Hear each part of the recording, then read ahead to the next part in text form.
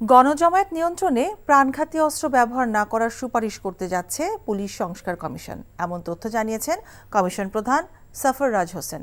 তিনি আরও জানান, গ্রেফতারের নামে যাতে কেউ হয়রানির শিকার না হন সেদিকে খেয়াল রাখার পাশাপাশি পুলিশ বাহিনীকে কিভাবে রাজনৈতিক প্রভাব মুক্ত রাখা যায় তাও বিবেচনা করা হচ্ছে। আপেল শাহরিয়ারের রিপোর্ট।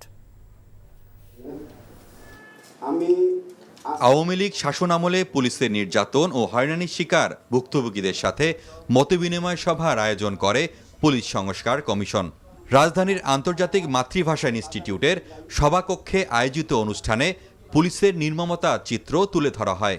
গুলির বর্ষণ, সেদিন এই যাত্রাবাড়ি থানার চতুর্দিকে ধোঁয়ার ধোঁয়া। আমি দেখেছি সেদিন লাশের উপর লাশ। আমার ছেলের বুকে বাজে একটা গুলি লাগছে, গুলির দৃশ্যটা আছে এখানে। বাপের কাঁধে ছেলের লাশ। সেদিন পৃথিবীটা আমার মাথায় পড়ে গেছিল। জনবান্ধব পুলিশ বাহিনী গড়ার লক্ষ্যে সংস্কার প্রস্তাবগুলো গুছিয়ে নেওয়া হয়েছে।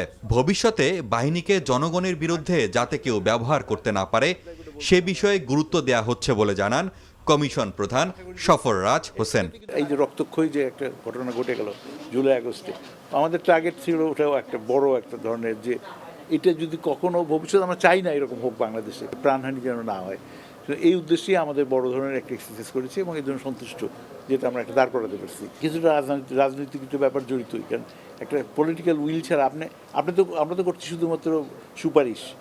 এরপরে সুপারিশ মালাগুলো নিয়ে আমাদের বর্তমানে ইন্টারিম গভর্নমেন্টের প্রধান উনি বলেছেন যে উনি রাজনৈতিক দলগুলোর সঙ্গে বসে তারপরে ওনার আস্তে আস্তে ইমপ্লিমেন্টেশনে যাবেন।